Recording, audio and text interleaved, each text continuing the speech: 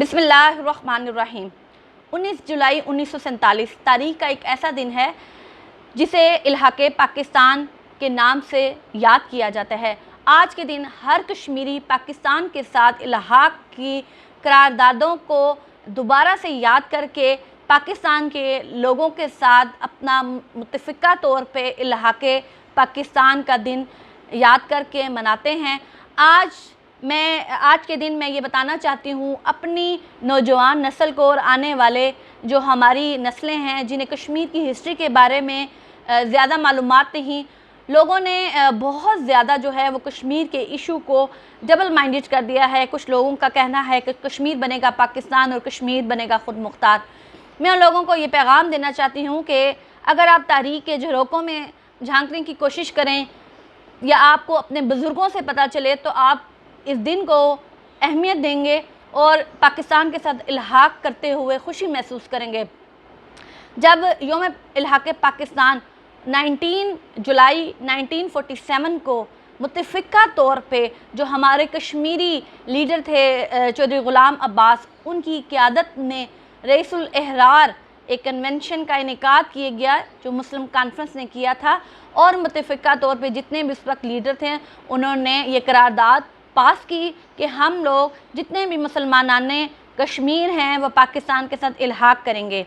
3 जून 1947 को जब तक़सीम हिंद का मंसूबा तय पाया तो उसमें यही तय पाया गया था कि रियासत जम्मू कश्मीर में 85% मुसलमान रहते हैं, वो पाकिस्तान के साथ इल्हाक़ करेंगे।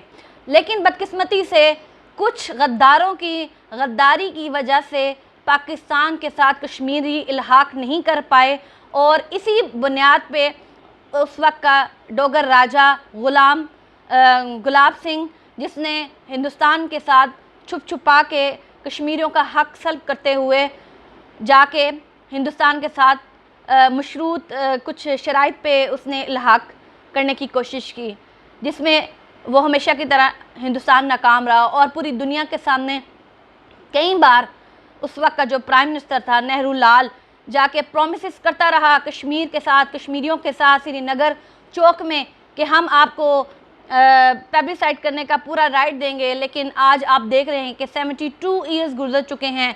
इल्हाक़े पाकिस्तान की उस करारदाद को हम हर साल याद करते हैं, लेकिन क्या है कि कश्मीरियों को आज भी हक़ ख़ुद इरादियत नहीं दिया गया। मैं आज की दिन की निस्बत से ये बात करना चाहती हूँ कि सैयद अली गिलानी साहब हमेशा कहते हैं कि जो चाँद पाकिस्तान में चमकता है वही हमारे कश्मीर में चमकता है। जब वहाँ पे चाँद देख के बताया जाता है कि ईद है तो हम भी ईद करते हैं। जब वहाँ बारिश होती है तो कश्मीर में भी बारिश होती है। हम लोग ये भूल चुके हैं कि कश्मीर जो है वो उसकी असल शनाख्त क्या है।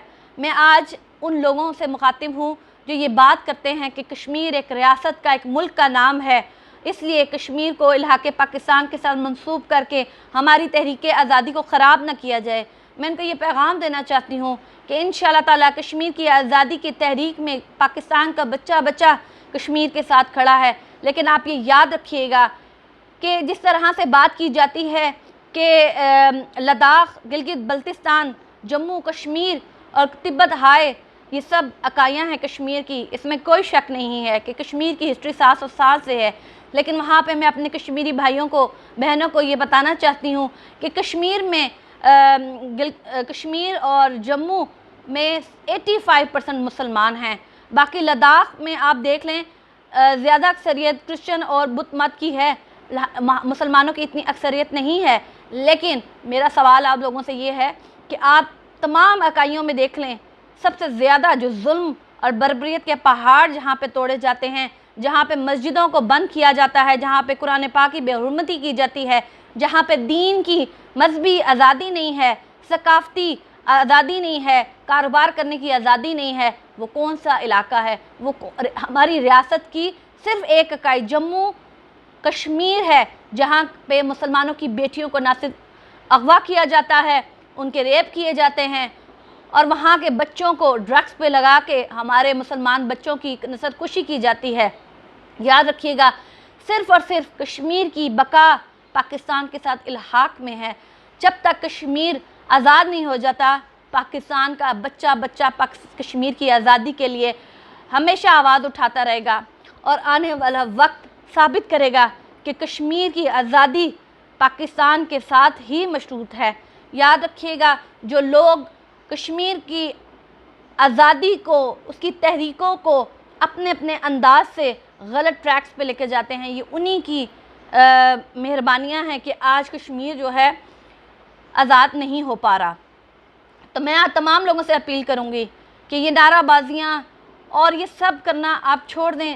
ہمیں اس وقت ضرورت ہے اپنے کشمیری بہن بھائیوں کی آزادی، جو اس وقت جموں اور کشمیر میں رہتے ہیں، جہاں پہ ہمارے کشمیری نوجوان آئے دن شہید ہو رہے ہیں، صرف اس نعرے کے لیے کہ کشمیر بنے گا پاکستان۔ تو پاکستان کے لوگوں سے بھی میں کہوں گی کہ کشمیر کی آزادی کے لیے ایک مرتبہ آپ پھر متحد ہوں اور آواز اٹھائیں اور کشمیر کو آزاد کروائیں۔ جزاک اللہ۔